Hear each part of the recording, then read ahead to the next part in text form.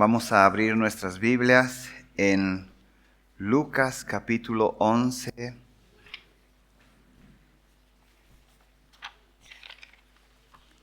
Lucas capítulo 11.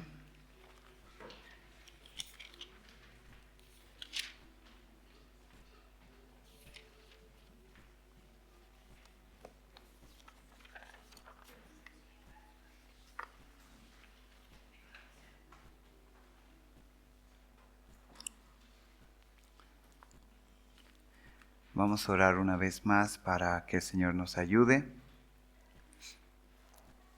Señor, te damos gracias una vez más por este tiempo que tenemos para leer, pensar, meditar en tu palabra.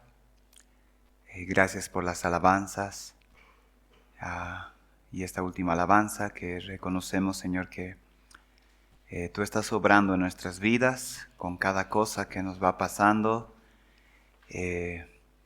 Tú, Señor, estás trabajando, estás cumpliendo tu propósito, tu obra en nuestras vidas, Señor. Gracias por eso. Ahora te pedimos, Señor, también que nos ayudes en estos versículos. Tu palabra es poderosa, puede salvar, puede cambiar. Señor, tu palabra es como una espada, dice, y que puede penetrar hasta lo profundo de nuestro ser. Señor, lo que necesitamos, nuestra vida espiritual necesita tu palabra. Necesitamos entender lo que tú has dicho, quién tú eres, y ayúdanos en eso en esta hora, Señor. Te pido también por el cansancio físico, que nuestras mentes, tú, por medio de tu Espíritu Santo, nos ayudes a estar despiertos y la capacidad que necesitamos para explicar y también para escuchar, Señor. Bendícenos en esta hora, en el nombre de Jesús. Amén. Bueno, ahí en sus boletines no vamos a estar siguiendo el bosquejo que ustedes tienen ahí. Eso va a continuar tal vez la próxima oportunidad. Ahora vamos a estar compartiendo acerca de otro milagro del Señor Jesús, y esto está en Lucas capítulo 11, también este mismo milagro está en Lucas 12 y en algunas partes del Evangelio de Marcos, pero vamos a estar aquí en Lucas 11 del 14 en adelante. Lucas 11 del 14 en adelante. Solo para el contexto, en Lucas 11 del 1 en adelante es la parte cuando los discípulos de Jesús le dicen que les enseñe a orar, y Jesús les enseña a orar a sus discípulos, y después de enseñarles a orar, les anima a orar, diciéndoles que pidan, porque el que pide, dice el verso 10, porque todo el que pide recibe, y el que busca halla, y el que llama se le abrirá. Y después les dice ejemplos para animarles a pedir acerca de la bondad y la misericordia del Señor. Por ejemplo, el versículo, desde el versículo 11 dice, o suponed que a uno de vosotros que es padre, su hijo le pide pan, ¿acaso le dará una piedra? ¿O si le pide un pescado, acaso le dará una serpiente en lugar del pescado? ¿O si le pide un huevo, acaso le dará un escorpión? Pues si vosotros, siendo malos, sabéis dar buenas dádivas a vuestros hijos, ¿cuánto más vuestro Padre Celestial dará el Espíritu Santo a los que se lo pidan?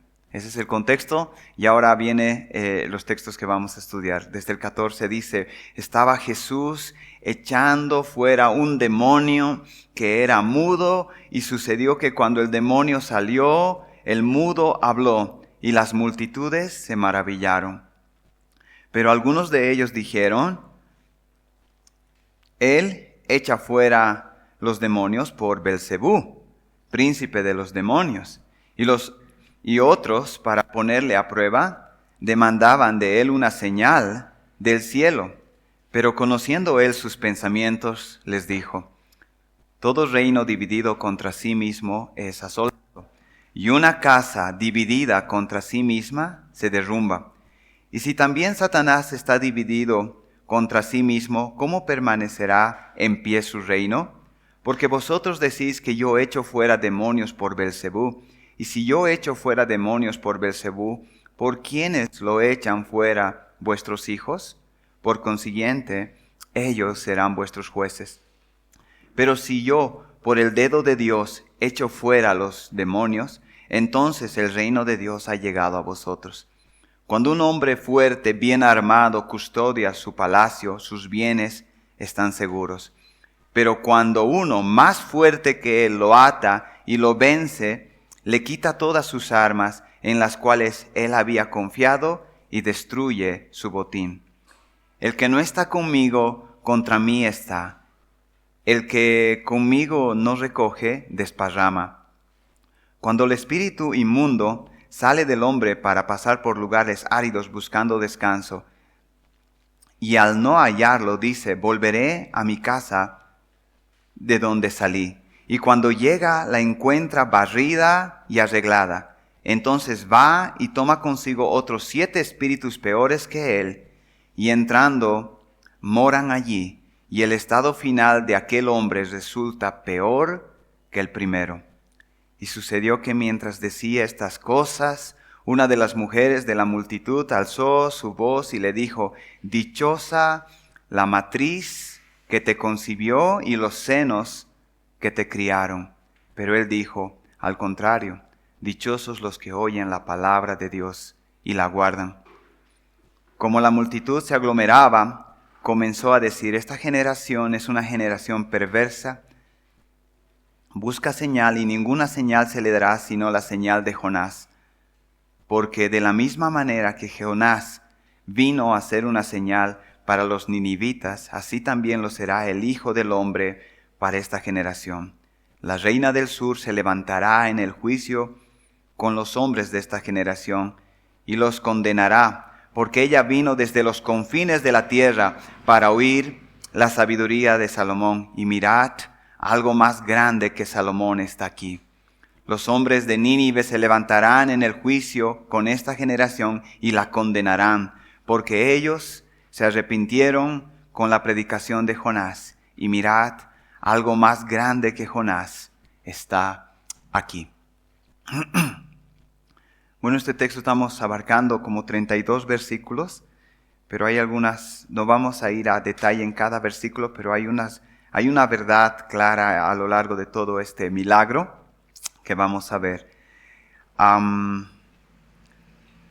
Como dije, este relato bíblico también está en Mateo, y en Mateo de paso se menciona cuando le dicen, él expulsa demonios por Beelzebú, ¿sí?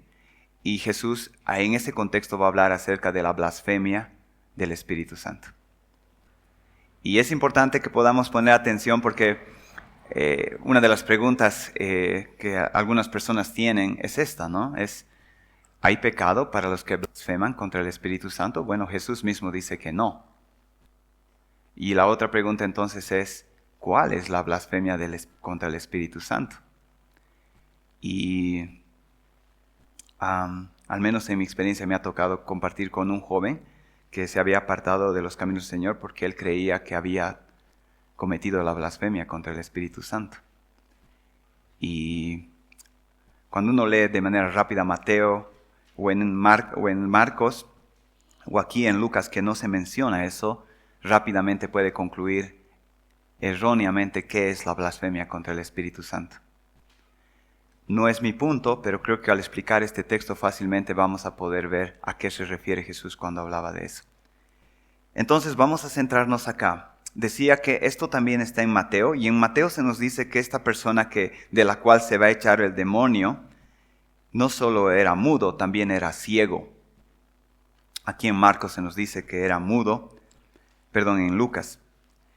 Y algo interesante que hemos venido haciendo en los milagros del Señor Jesús es, hemos ido paso a paso hasta llegar a la cúspide y el milagro y todo eso, pero si se dan cuenta, en este milagro en particular, el milagro en sí mismo no es el énfasis del Señor Jesús.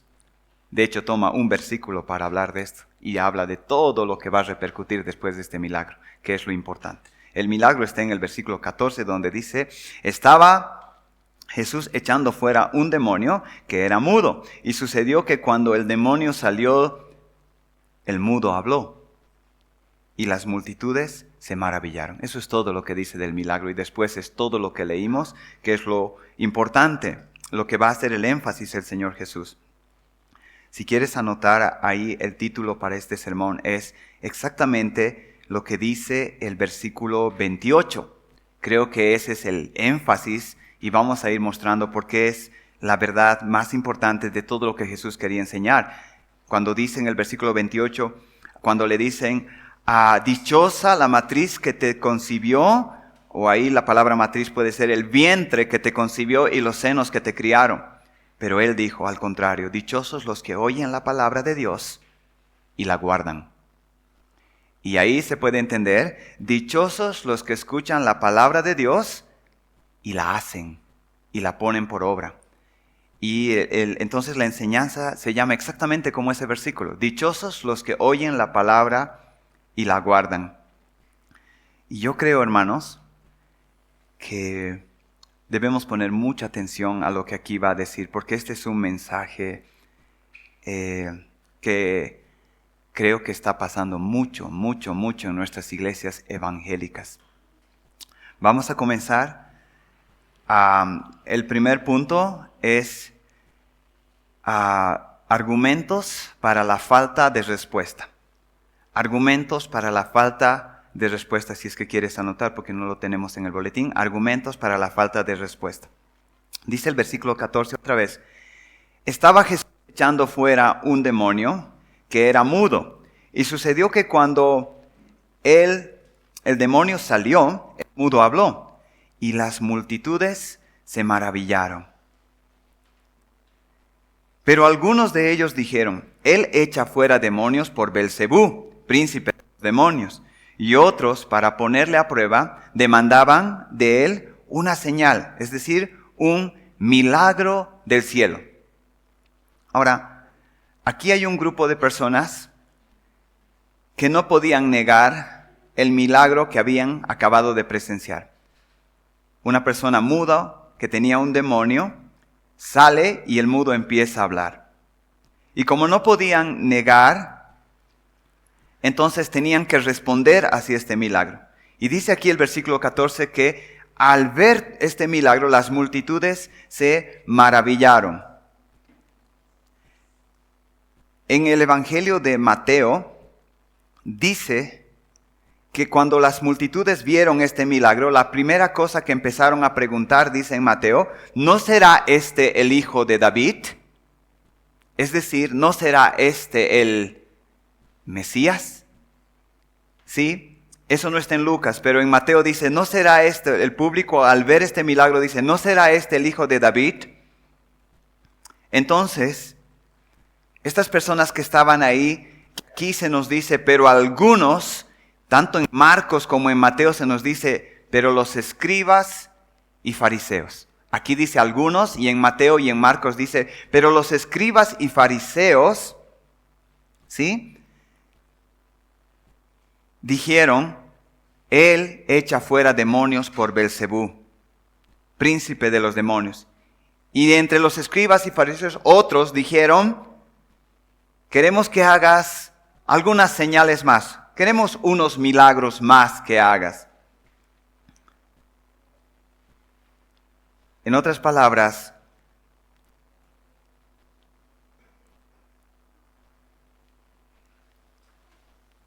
estas personas que están acá, estos que están en la audiencia y están en medio de ellos, hay muchos, dice, que se maravillaron, y hay otros que fácilmente querían minimizar a Jesús después de este milagro diciendo, esto no es por la mano de Dios. Esto es como ¿recuerdan en Éxodo capítulo 8 cuando Moisés tenía que enfrentarse a esos hechiceros? Y tenían que hacer milagro tras milagro para ver hasta dónde llegaban. Y al último ellos tenían que decir, esto ya no podemos hacer porque esto es el dedo o la mano de Dios.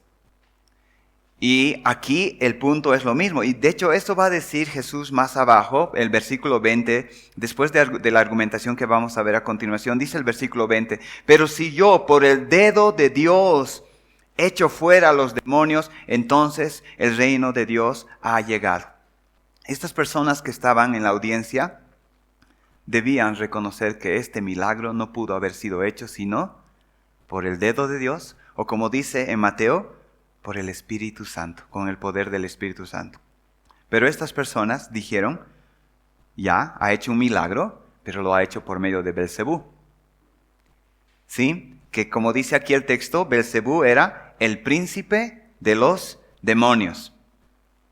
Y otros que estaban ahí dijeron, queremos que hagas más milagros. Es decir, ellos estaban diciendo, no nos has convencido todavía, haz unos cuantos milagros más. Ellos pusieron a Jesús bajo la lupa, por así decir, para ver si tal vez era un truco nomás que él ha hecho. Y a ver, sigue haciendo milagros para ver si nos convences. Dice, hay otro grupo que le pide más milagros.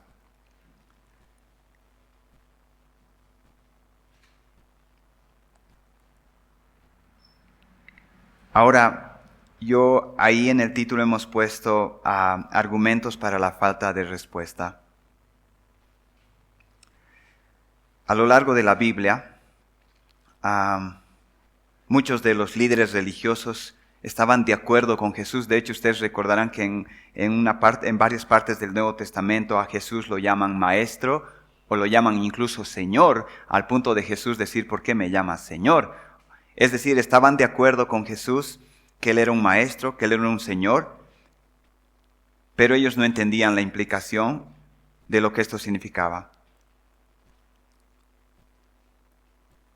Estas cosas que Jesús hacía o que Jesús decía, las hacía para que estas personas que estaban presenciando esto respondan. Y aquí dice que la multitud se maravilló. La multitud se maravilló en general. Y saben, dentro de esta multitud que, según deja entender Mateo, dentro de esta multitud que se estaba maravillando estaban estos escribas. Y todo estaba bien, todo estaba interesante hasta que uno del público empezó a decir, ¿no será este el hijo de David?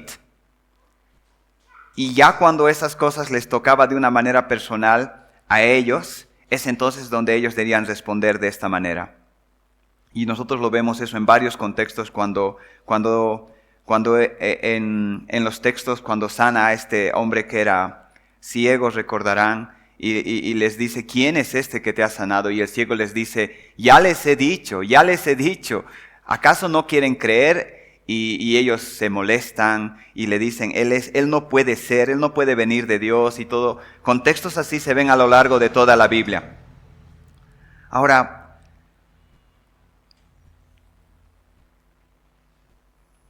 otra vez, Jesús ha hecho este milagro esperando una respuesta de estas personas. Por eso, más abajo, va a decir, si yo echo fuera demonios por Belcebú, ¿por quiénes lo echan vuestros hijos?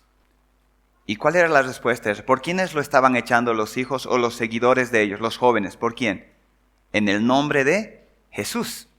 Ellos echaban demonios en el nombre de Jesús. O sea, yo su líder, ustedes me están acusando que estoy echando por Belcebú, pero sus hijos lo están echando en mi nombre. ¿No notan que es contradictorio? Les está preguntando a ellos. No tiene sentido.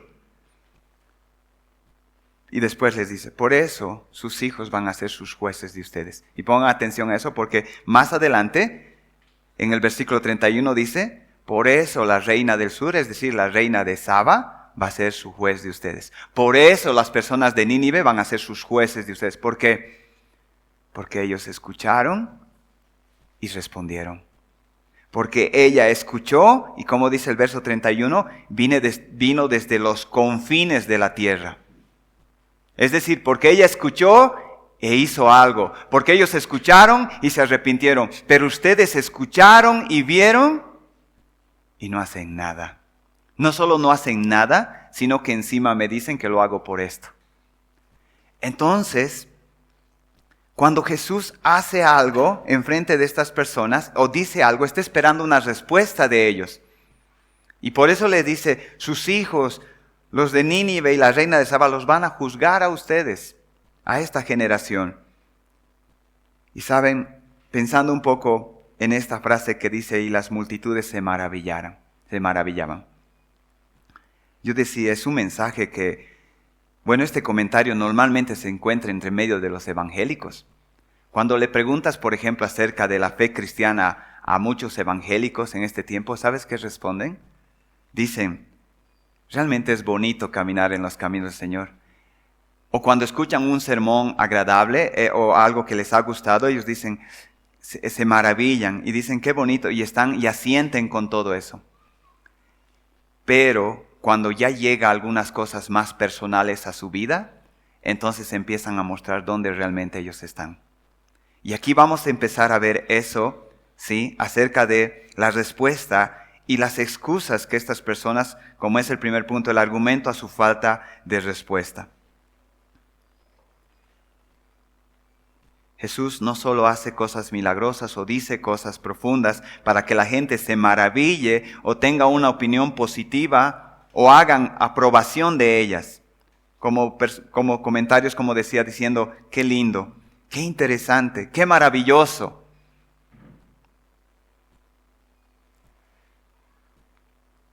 Sino que quiere que respondan a ellas.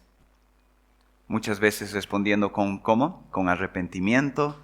Muchas veces tomando acciones que requieren esfuerzo. Una de las cosas que vamos a leer más adelante acerca de la reina de Saba es que no nos dice, cuando vamos a ver en Primera de Reyes capítulo 10, lo que aquí se nos dice.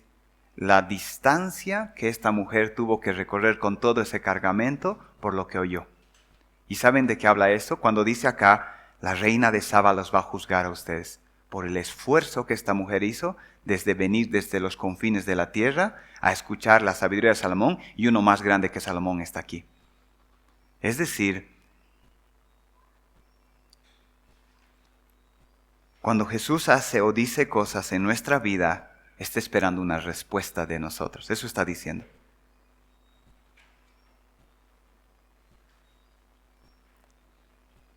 Respuestas como estas, que requiere esfuerzo, sacrificio, algunos que requieren arrepentimiento, pero estas personas aquí, ¿qué hicieron? Lo primero que hicieron era minimizar a Jesús. Sí, ha hecho un milagro, pero lo ha hecho por Belcebú. Y el otro grupo diciendo, a ver, seguí haciendo milagros. Un poco más, todavía no es suficiente. El punto 2, que es el punto más largo de esto, que es el argumento de Jesús, es la respuesta a estos argumentos. La respuesta a estos argumentos, y como he dicho al principio, el milagro en sí es un versículo, pero todo el contenido es lo más importante, a donde Jesús quiere llevar nuestra atención. ¿Saben? Algo que me llama la atención es, Jesús les va a responder a estas personas, que son escribas y fariseos, ¿no?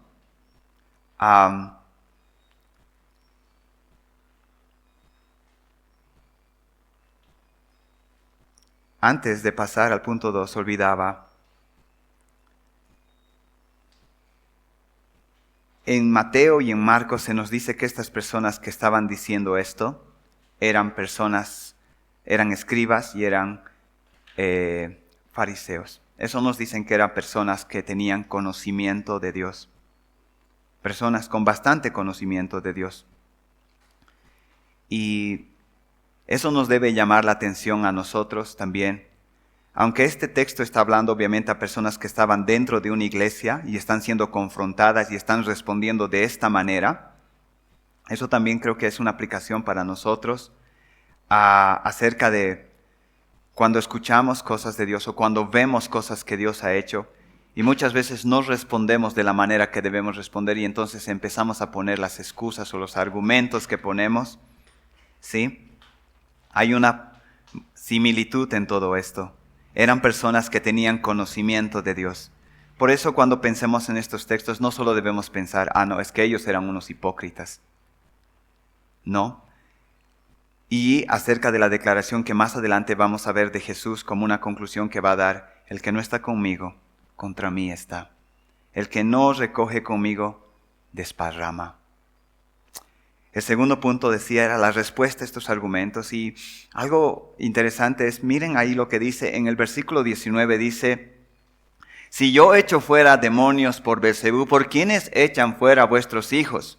Por consiguiente, ellos serán vuestros jueces.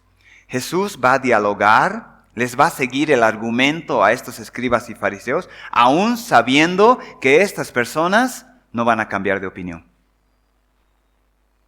Piensen en eso, hermanos. Jesús, es decir, ya, ustedes dicen que yo lo he hecho por Beelzebú. Bueno, vamos a suponer que es así. Eso es lo que va a hacer Jesús. Ok, vamos a suponer que yo lo hago por Beelzebú. Les voy a seguir el argumento. Y uno dice, ¿por qué se toma la molestia Jesús en tratar de reflexionar o tratar de hacerles entender a estas personas que sus argumentos no tienen sentidos, no tienen sentido y son contradictorios, cuando Él mismo sabe que estas personas no se van a arrepentir y van a terminar en el mismo lugar donde están? Pero eso es algo que Jesús vez tras vez hace con las personas. En su amor y en su compasión, Jesús es paciente, sigue el argumento tratando de convencer y de argumentar con la persona de que lo que está diciendo no tiene sentido. Ahora, lo primero que Jesús les dice en el versículo 17, después de escuchar estas dos declaraciones, Jesús dice: pero conociendo Él sus pensamientos, les dijo: todo reino dividido contra sí mismo es asolado, y una casa dividida contra sí misma se derrumba. Y si también Satanás está dividido contra sí mismo, ¿cómo permanecerá en pie su reino? Porque vosotros decís que yo echo fuera demonios por Beelzebú. Sencillamente lo que está diciendo Jesús, les está diciendo: miren lo que están diciendo, no tiene sentido. Satanás va a acabar con sus mismos demonios, y si él acaba con sus propios demonios, entonces él mismo está socavando su propio piso, entonces su reino no puede prevalecer. Lo que las personas debían decir cuando escucharon esto es: tienes razón, ese argumento que estamos dando de por qué él ha hecho ese milagro o por quién él lo ha hecho no tiene sentido. Pero lo segundo es lo que hace rato decía. El segundo argumento que Jesús les dice es: y si yo he hecho, dice el versículo 18, y si también Satanás está dividido contra sí mismo, ¿cómo permanecerá? Porque vosotros decís que yo echo fuera demonios por Beelzebú. Verso 19, y si yo echo fuera demonios por Beelzebú, ¿por quién lo echan fuera vuestros hijos? Y en Hechos se nos muestra que estos jóvenes judíos o los seguidores estaban echando demonios en el nombre de Jesús. Entonces les está mostrando, no es contradictorio, si yo lo echo en Beelzebú, ¿por qué sus hijos no lo hacen como el maestro lo hace? Lo deberían hacer también por Beelzebú, pero lo hacen en mi nombre. Entonces, dos argumentos que Jesús toma la declaración de ellos y les dice: no tiene sentido, es contradictorio. Pero estas personas, como he dicho al principio, no iban a reconocer que se estaban equivocando. No iban a reconocer que no tenía sentido y que era una contradicción. Quiero que podamos leer un texto que muchos de nosotros conocemos en Juan capítulo 8. Vamos un ratito a Juan capítulo 8. Y vamos a leer versos saltados. Esta historia es muy conocida, este diálogo entre Jesús y estos judíos, pero es algo importante que podamos ver aquí en Juan capítulo 8. Desde el verso 31, Juan 8, el 31 dice: y dijo Jesús a los judíos que habían creído en Él. Esta frase es muy importante. Y dijo Jesús, ¿a quiénes? A los judíos que habían creído en Jesús: si vosotros permanecéis en mi palabra, seréis verdaderamente mis discípulos, y conoceréis la verdad, y la verdad os hará libre. Verso 33. Le respondieron: linaje de Abraham somos, y jamás hemos sido esclavos de nadie. ¿Cómo dices tú, seréis libres? Versículo 39. Respondieron y le dijeron: nuestro padre es Abraham. Jesús les dijo: si fueseis hijos de Abraham, las obras de Abraham harías. Pero ahora procuráis matarme a mí, hombre que os he hablado la verdad, la cual he oído de Dios. No hizo esto Abraham. Vosotros hacéis las obras de vuestro padre. Entonces le dijeron: nosotros no somos nacidos de fornicación.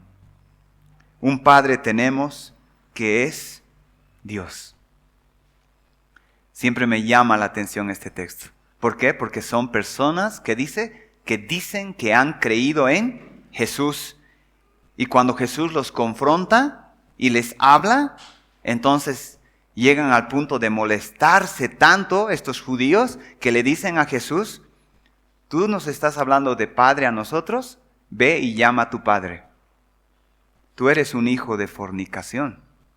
¿Qué crees que no sabemos? Eso es lo que están diciendo. Pero ¿quiénes están diciendo estas cosas tan duras contra Jesús? Los que dicen que han creído en Él. ¿Por qué cito esto, hermanos? Jesús reflexiona con estos escribas y fariseos, aún sabiendo que ellos iban a terminar apartándose de Él, blasfemando su nombre.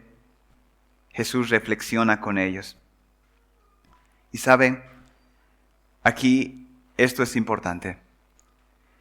Esta manera de actuar que estamos viendo acá, de cómo van a terminar ellos, y este ejemplo de Juan, de cómo terminaron estas personas judías que decían que creían en Jesús, no ha terminado, y eso es lo que todavía está pasando. ¿Cómo? Yo creo que es la experiencia de muchos de nosotros, también es mi experiencia. En este corto tiempo de caminar en la iglesia, estando involucrado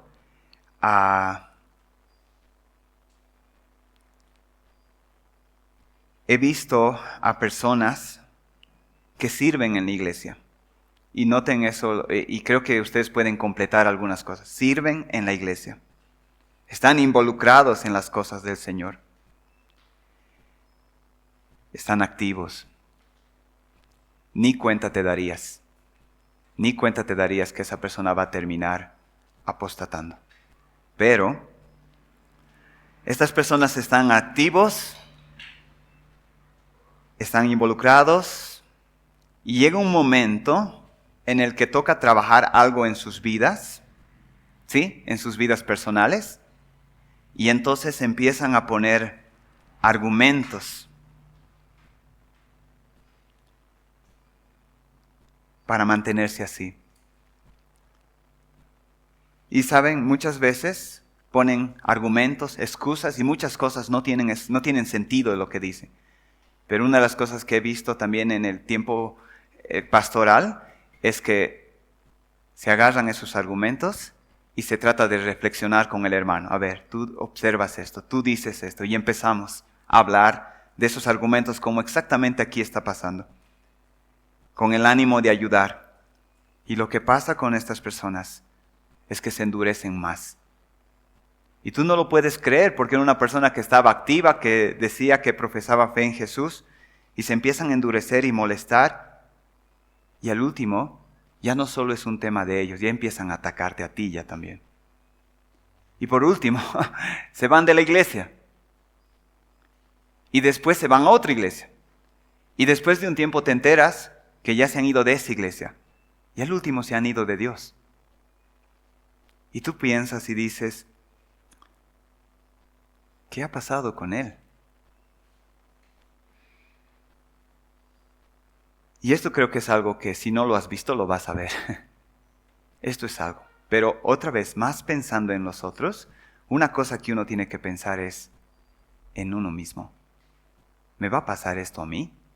Porque noten que aquí, y este texto es paralelo también con el texto de Mateo cuando dice: muchos me dirán, Señor, Señor.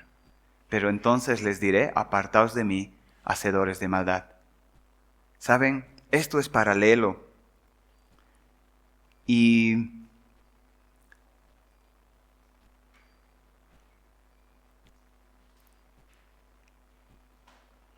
aquí otra vez volviendo al texto, estas personas se habían maravillado, estaban de acuerdo, estaban siguiendo a Jesús, pero como dicen los ejemplos, no respondieron de una manera correcta, no se arrepintieron, no hicieron los esfuerzos. Y después de eso, ya en el punto 3, Jesús va a dar, los versos que siguen, la conclusión. Después de decir, Satanás no puede estar echando fuera sus propios demonios, porque si no, su reino no va a prevalecer. Satanás no puede ir contra ellos mismos. Y después ya Jesús va a dar su conclusión.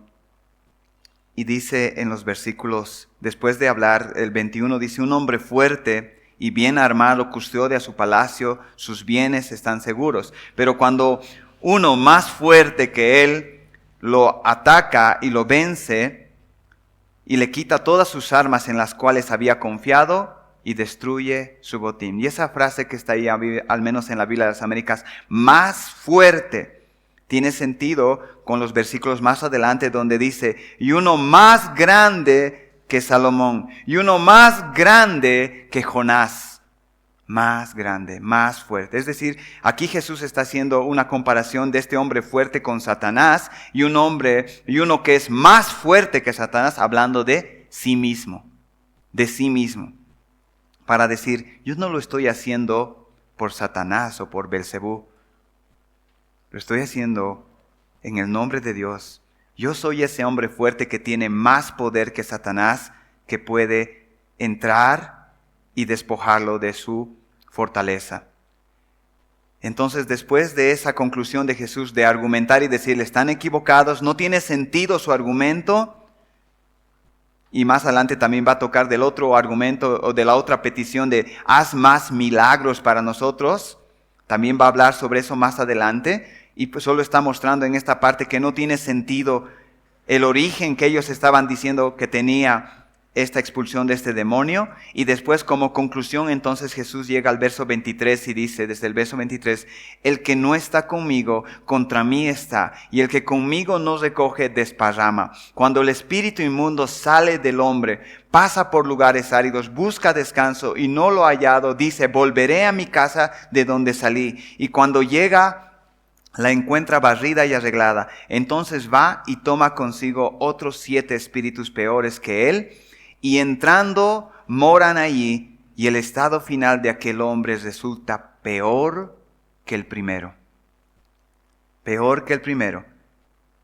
Y después es el versículo donde dice, sucedió que mientras decía estas palabras, una de las mujeres de la multitud dijo a voz y le dijo, dichosa la matriz que te concibió y los senos que te criaron. Pero él dijo, al contrario, dichosos los que oyen la palabra de Dios y la guardan.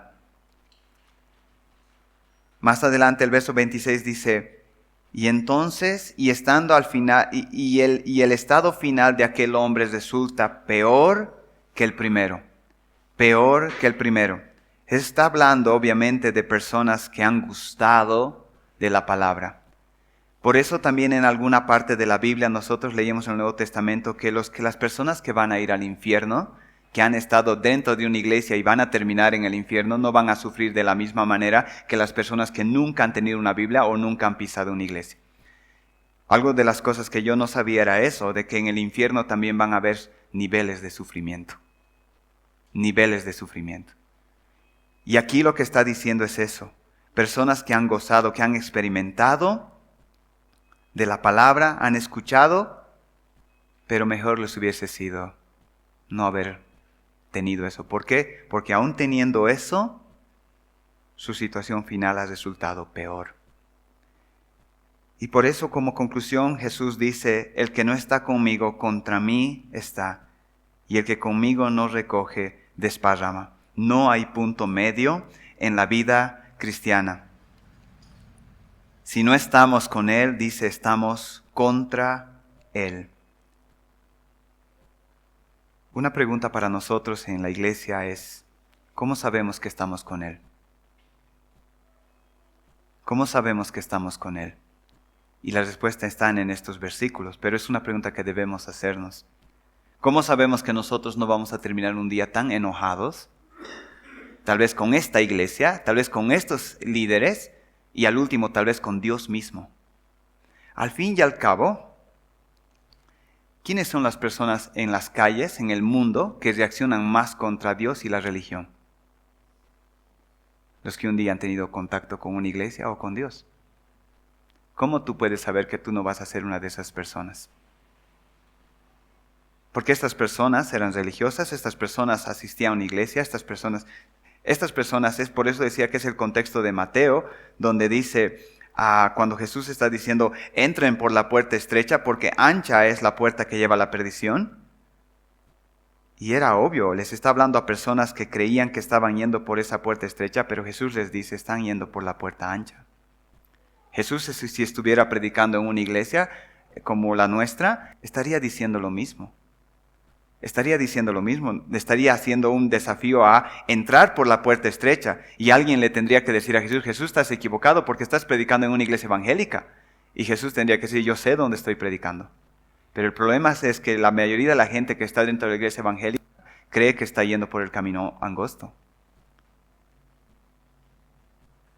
Las personas que más reaccionan contra Dios y la religión son personas que tuvieron un tiempo una relación con la religión o estuvieron dentro de iglesias. Y es fuerte. El día de ayer estuvimos compartiendo con los adolescentes la palabra del Señor y había un jovencito que es la segunda vez que me pedía, ¿puedo retirarme? ¿Puedo retirarme? Y yo le decía, pero es parte de la actividad que tenemos y estamos dentro de la hora. Pero han dicho que van a compartir la Biblia, entonces es tiempo libre. ¿Puedo retirarme? Y claro, su mamá está en una iglesia. Él ha participado en una iglesia. Pero él no quiere saber nada y realmente le molestan las cosas de Dios. Su corazón se ha endurecido a ese punto, a decir, realmente quiero retirarme. No quiero tengo más respeto por ti, profesor, que por lo que vas a hablar de Dios. Por eso te estoy pidiendo permiso para retirarme. Y saben, algo más quiero decir sobre esto. Creo que esto que estamos hablando aquí es la razón por la que la mayoría de las personas se aparta de la iglesia. Piensen esto. Llega un momento en que se dan cuenta, están en la iglesia, están haciendo un montón de cosas, participan, dan dinero, hacen todo como hacen todos los que están dentro de una iglesia. Pero llega un momento en que se dan cuenta que han vivido mucho tiempo engañándose a sí mismos. Que han hablado, han dicho, han cantado, pero sus vidas no las han trabajado de manera particular. Y se han engañado a sí mismos. Y al darse cuenta, en vez de trabajar sus vidas y comenzar de cero y empezar, lo primero que deciden es, ¿a quién quiero tratar de engañar? Lo mejor es, y salen de la iglesia. El corazón poco a poco llega ahí, hermanos. Llega ahí. Yo no sé tú, pero yo he visto esto en muchas personas que se han apartado. Yo he visto eso en mi propia vida. Muchos años hablando. En cada reunión tal vez el que más hablaba, y mucho, y todo juzgando, observando, pensando en otros, pero nunca pensaba en mí mismo, en mi propia vida, en trabajar mi vida. Y llegó un momento que este pensamiento casi me arrastra para decir, ¿a quién quieres engañar? Tú eres lo que eres. ¿Y por qué no vuelves al mundo y ahí realmente al menos vas a ser sincero ahí?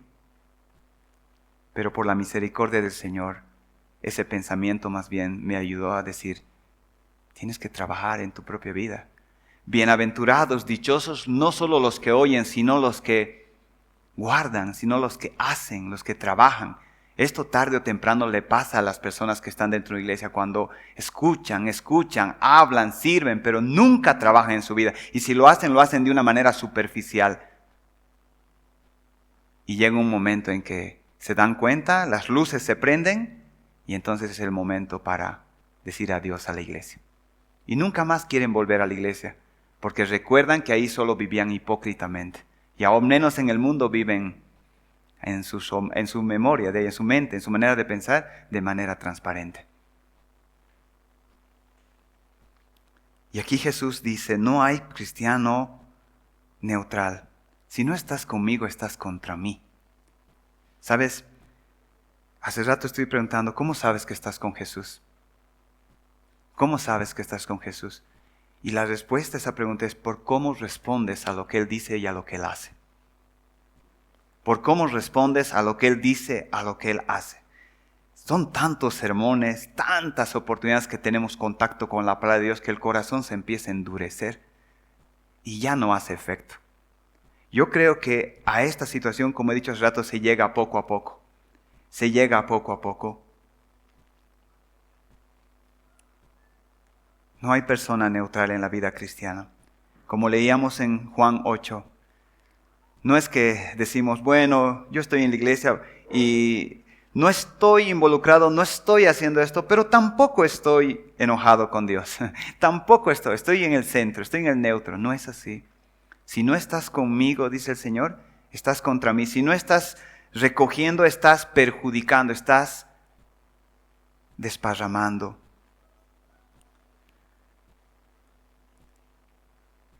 Y ahora sí, vamos un poquito ahí a los versos finales donde dice 29, como la multitud se aglomeraba, comenzó a decir, esta generación es perversa, que busca señal, y ninguna señal se le dará sino la señal de Jonás. Porque de la misma manera que Jonás vino a ser una señal para los ninivitas, así también lo será el Hijo del Hombre para esta generación. ¿Y cuál es el punto aquí? Así como Jonás estuvo 3 días, 3 noches en el vientre del pez, así también el Hijo del Hombre estará hablando de su muerte y después de su resurrección. Esa será la señal para esta generación perversa. Y después dice, la reina del sur, o la reina de Saba, que ya conocemos, se levantará en el juicio con los hombres de esta generación y los condenará, porque ella vino desde los confines de la tierra para oír la sabiduría de Salomón. Y mirad, algo más grande que Salomón está aquí. Es decir, y vamos un momentito ahora sí a Reyes, Primera de Reyes capítulo 10. Vamos a leer, es cortita la historia de esta mujer. Primera de Reyes capítulo 10.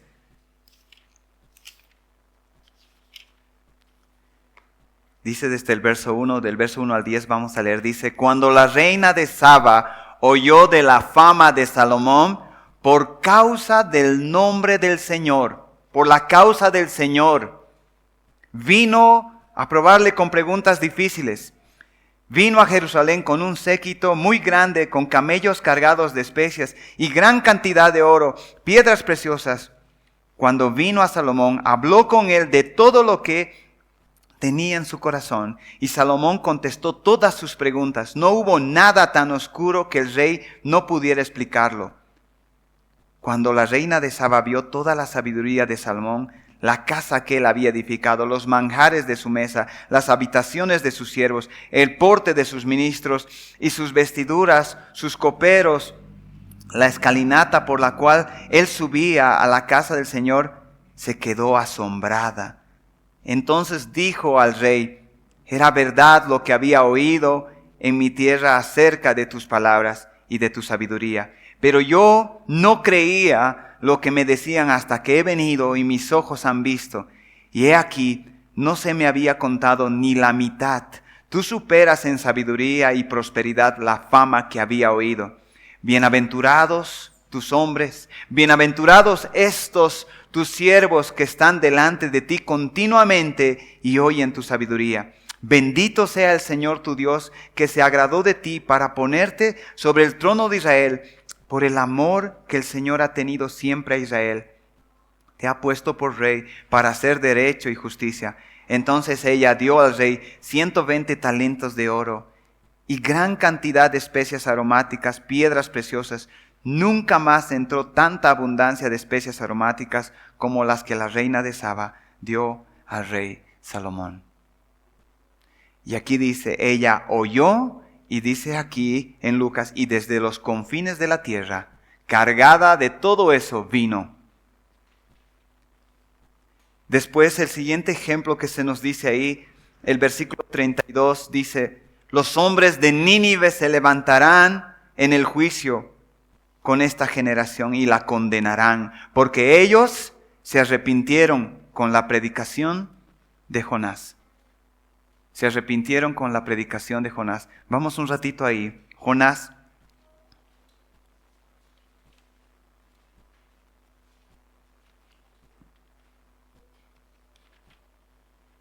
¿Recuerdan? Son 4 capítulos, pero solo de manera rápida. Ahí dice, se arrepintieron con la predicación de Jonás. Voy a leer solo el capítulo 3 un poquito, hasta el 10 también. Vino la palabra del Señor por segunda vez a Jonás diciendo, levántate y ve a Nínive, la gran ciudad, y proclama en ella el mensaje que yo te diré. Y Jonás se levantó y fue a Nínive conforme a la palabra del Señor. Y Nínive era una ciudad sumamente grande, de un recorrido de 3 días. Jonás comenzó a recorrer la ciudad camino de un día y proclamaba diciendo, dentro de 40 días Nínive será arrasada. Y los habitantes de Nínive creyeron en Dios y proclamaron ayuno. Se vistieron de cilicio desde el mayor hasta el menor. Cuando llegó la noticia al rey de Nínive, se levantó de su trono, se despojó de su manto, se cubrió con cilicio y se sentó sobre ceniza. E hizo proclamar y anunciar en Nínive por decreto del rey y de sus grandes, diciendo, ni hombre, ni bestia, ni buey, ni oveja prueben cosa alguna, ni pasten, ni beban agua, sino cúbranse de cilicio hombres y animales, y clamen a Dios con fuerza, y vuélvanse cada uno de su mal camino y de la violencia que hay en sus manos. ¿Quién sabe? Quizás Dios se vuelva, se arrepienta, se aparte del ardor de su ira y no perezcamos. Y vio Dios sus acciones, que se habían apartado del mal camino. Entonces se arrepintió Dios del mal que había dicho que les haría, y no lo hizo. Y no lo hizo. No tenían nada seguro, pero dijeron, ¿quién sabe si el Señor se arrepiente? Y de escuchar la proclamación de Jonás, la predicación, dice, se arrepintieron, desde el rey hasta los animales. Entonces, estos 2 ejemplos para mostrar y decirles, alguien más grande que Jonás, alguien más grande que Salomón está frente a ustedes. Y si ellos al escuchar eso tomaron esas acciones, ustedes están escuchando y viendo a alguien más grande y no hacen nada y no responden. Por eso su situación, como decía el versículo, por eso su situación final de ustedes va a resultar peor que la primera. Peor que la primera. Creo que para ya concluir, el versículo, ya pensando en nosotros, porque esto, como he dicho, también nos puede pasar a nosotros. Es Santiago capítulo 1 desde el 19 en adelante. Santiago capítulo 1 desde el 19 en adelante dice, por esto, mis amados hermanos, todo hombre sea pronto para oír, tardo para hablar, tardo para airarse, porque la ira del hombre no obra la justicia de Dios, por lo cual, desechando toda inmundicia y abundancia de malicia, recibid con mansedumbre la palabra implantada. En otras versiones dice, reciban con humildad la palabra que escuchan, la palabra que es implantada, dice acá, la cual puede salvar almas. Pero sed hacedores de la palabra y no tan solo oidores, engañándonos a vosotros mismos. Porque si alguno es oidor de la palabra, pero no hacedor de ella, este es semejante al hombre que se considera en un espejo su rostro natural. Porque él se considera a sí mismo y se va y luego se olvida de cómo era. Mas el que mira atentamente la ley perfecta, la de la libertad, y persevera en ella, no siendo oidor olvidadizo, sino hacedor de la obra, este será bienaventurado en lo que hace. Bienaventurado en lo que hace.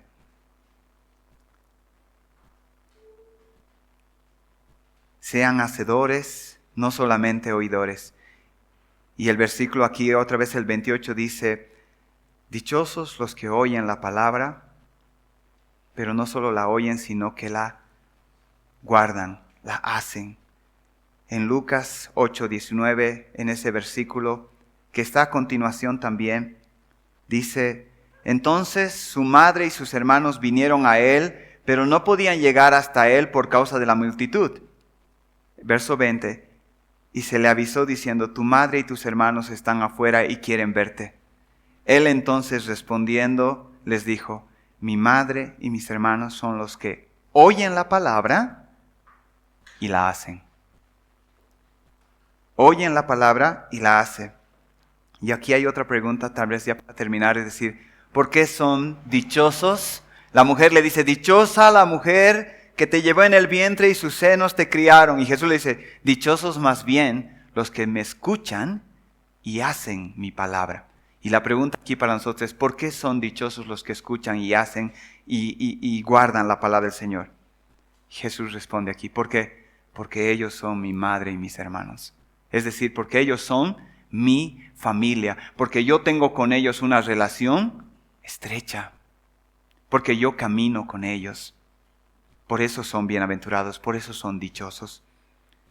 Y creo que otra vez, el milagro de acá fue el detonante para esta gran enseñanza del Señor Jesús. Hermanos,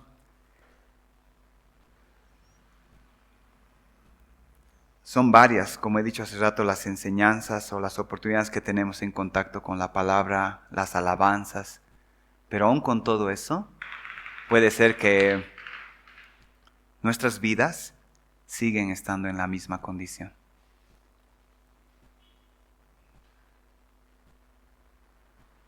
Estamos leyendo a las 9 de la mañana este libro del orgullo a la humildad, ¿verdad? Y una de las manifestaciones del orgullo era: el orgulloso menosprecia a los demás. Y le decía con los hermanos que leían, mientras leíamos esa parte donde dice, la persona orgullosa menosprecia a los demás, rápidamente me han venido personas de la iglesia que he visto que han menospreciado a otros. Pero no yo. Y después, cuando he pensado en los momentos que yo he menospreciado a otra persona, no los encontraba. Y después dije, qué rápido, qué fácil es. Los de otros hermanos están así, pero los míos hasta me esfuerzo y no los encuentro. Y no es que no lo haya hecho, pero están tan presentes las otras personas en esto que los míos. Qué difícil es. Hermanos, con todo esto creo que es una advertencia para algunos que aún han estado en esta iglesia y no sabemos si esta es una descripción de lo que ha pasado. Que han estado, han corrido, han tenido comunión, han participado, han servido, pero al último nunca han trabajado en su propia vida. Y cuando se han dado cuenta de eso, se han ido. Se han ido. Y algunos de ellos servían de una manera muy activa, que no podrías creerlo. La única manera de saber que no estamos contra Él si no estamos con Él es porque no solo escuchamos, sino hacemos. Que guardamos su palabra, que no somos como ese oidor olvidadizo, dice que se mira y después se olvida, es decir, lo que ha escuchado ya no le es útil para nada, sino que persevera en ella. Este será bienaventurado en lo que hace, este será dichoso. Entonces, esto es el deseo. Alguna vez, un comentario más, solo este es el último. Escuchaba a los testigos de Jehová. Ellos enfatizan mucho quiénes van a heredar el reino de los cielos. O en la tierra, ellos creen que va a ser en la tierra, ¿verdad? ¿Quiénes van a heredar? ¿Saben qué dicen ellos? Ellos enfatizan y dicen esto: los que hacen la voluntad del Padre. Y a mí me chocaba mucho eso y decía, porque ellos creen que por lo que van puerta por puerta y lo que hacen están ganándose ese lugar. Pero ellos enfatizaban un versículo bíblico y decían, los que hacen, los que hacen, los que hacen. Y yo decía, ¿y dónde está la fe? ¿Y dónde está la, no? Como nosotros entendemos. Pero si se dan cuenta, la Biblia dice eso. Bienaventurados van a ser porque los que hacen la voluntad del Padre, porque ellos heredarán el reino de los cielos. Ellos. Y entonces, quiero animarles en eso. Piensen en lo que escuchan, no solo en las prédicas, sino en el día a día en tu devocional. ¿Y qué tanto estás perseverando en esto en la mañana, trabajando en esto, trabajando en esto? Es hermoso escuchar cuando, digamos, el día jueves he enseñado algo, el día domingo el Señor sigue hablando de algo similar y tú estás trabajando en tu vida. Y estamos luchando con nuestro orgullo, con nuestro egoísmo, con nuestra flojera, día a día. Creo que eso es la certeza de saber de que estamos con Él. Aunque no estamos avanzando tal vez como quisiéramos, pero estamos trabajando, estamos haciendo, por su gracia estamos haciendo. Y no pensando en los demás como yo, sino pensando en mi propia vida. Espero que el Señor nos pueda ayudar en esto. Creo que es una exhortación a tener cuidado y un remedio también contra la apostasía. ¿Sí? Vamos a orar. Señor, gracias por tu palabra. Ayúdanos, Señor, a recordar siempre eso. Aquí también tenemos nuestros hijos, niños que pueden aprender mal, Señor. Y mal tal vez por nuestro mal ejemplo de decir, papá y mamá escuchan, pero no hacen, pero no trabajan, pero no guardan. Señor, ayúdanos a nosotros también en eso, como padres, como adultos, a entender que nunca es tarde para cambiar esto, Señor. Si tal vez hasta aquí hemos ido viendo que hemos estado de una manera superficial o mirando a otros y no trabajando nuestros propios pecados, Señor, danos la gracia para poder ir cambiando eso. Señor, siempre estamos pensando que los demás están peor que nosotros. Este pensamiento es muy propio de nosotros. Ayúdanos, Señor, a no compararnos con otros, sino compararnos contigo, Señor, y ver cuánto nos falta. Señor, gracias por la exhortación. Señor, gracias porque podemos escuchar y podemos entender que tu voluntad no es solo que escuchemos, sino que pongamos por obra. Ayúdanos en esto. Te pido de manera especial por nuestra iglesia, por nuestras familias en esto. Y también de paso decía ahí que un reino dividido no puede prevalecer, Satanás no puede ir contra sus propios demonios. Y creo que en eso el reino de las tinieblas nos lleva mucha ventaja, porque a veces la iglesia va contra los mismos y queremos prevalecer. Ayúdanos a entender que somos hermanos y que tenemos que amarnos en vez de destruirnos unos a otros, mordernos, como dice tu palabra, unos a otros. Ayúdanos a entender también eso, Señor. Gracias una vez más por tu palabra. Ayúdame a mí de manera personal, a mis hermanos en su vida particular, y ese pensamiento de que todos tienen la culpa, todos están mal, nos ayude, Señor. Las alertas rojas se prendan en nuestra mente para darnos cuenta, nosotros estamos mal. Y que seamos humildes ante tu palabra y también en medio del pecado y las caídas, que sepamos que tú eres un misericordioso sumo sacerdote y que podemos acercarnos al trono de tu gracia para nuevamente levantarnos y seguir corriendo, Señor. Gracias por esta mañana en el nombre de Jesús. Amén.